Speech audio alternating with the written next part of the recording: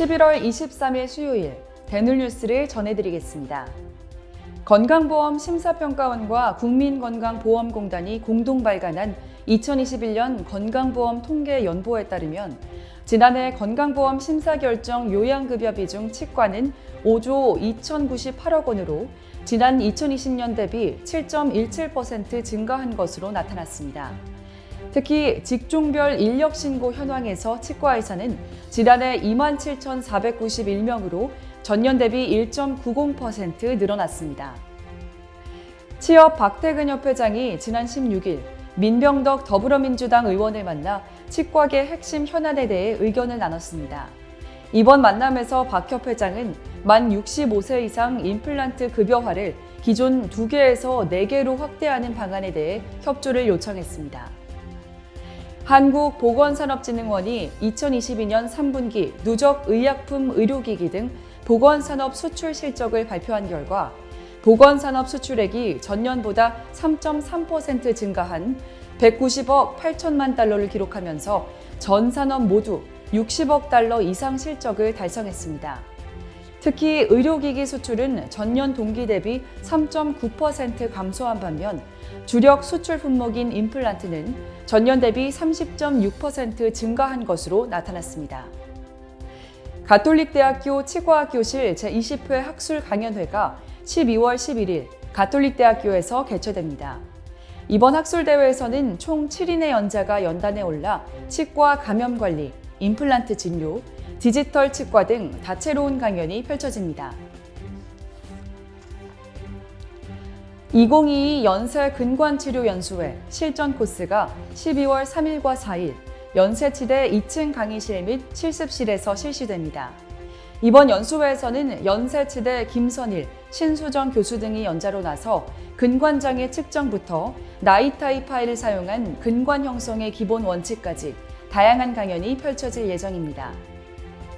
한양치의학연구회가 최근 제11회 한양치의학 심포지엄을 한양대학교 서울 캠퍼스에서 개최했습니다. 이번 심포지엄에서는 약 400여 명이 참가한 가운데 임플란트 주의염, 디지털 인상 등 치과 치료에 관한 노하우를 소개했습니다. 전남대학교 치과병원이 지난 17일 개원 14주년을 맞아 기념식을 열었습니다. 전남대 치과병원 조진형 병원장은 독립법인화의 발판 마련을 위해 특별반을 구성했으며 외부 경영 컨설팅을 통한 로드맵을 수립하겠다고 밝혔습니다. 강릉 원주대 치과병원이 지난 19일 어려운 이웃을 위한 사랑의 연탄 나눔 봉사를 실시했습니다. 강릉 원주대 치과병원 임직원으로 구성된 소라름 나눔 봉사단은 후원금을 전달하며 동절기를 대비해 따뜻한 겨울을 보낼 수 있길 바란다고 전했습니다. 교정치료 계획과 메카닉을 결정하는 데 정확한 길잡이가 되어주는 임상치과 교정학이 출간돼 눈길을 끌었습니다. 이번에 출간된 신서에는 환자의 전반적인 상태에 대한 기본적인 기록지 작성법 등 반드시 기억해야 하는 다양한 내용이 담겨 있습니다. 순천시가 초등학생 693명을 대상으로 찾아가는 구강진료 차량을 운영한다고 밝혔습니다. 이번 사업에서 시는 12월 15일까지 구강검진 및 보건교육 등 치과 서비스를 제공할 방침입니다. 사단법인 하나행복나눔 봉사회가 지난 17일 송년회를 열고 올해 봉사활동을 돌아보며 내년도의 봉사를 다짐했습니다.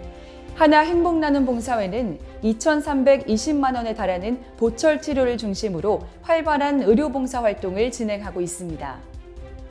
대구과학대학교 치위생과가 최근 한국치위생학회에서 열린 학생 포스터 경진대회에서 장려상을 수상했습니다.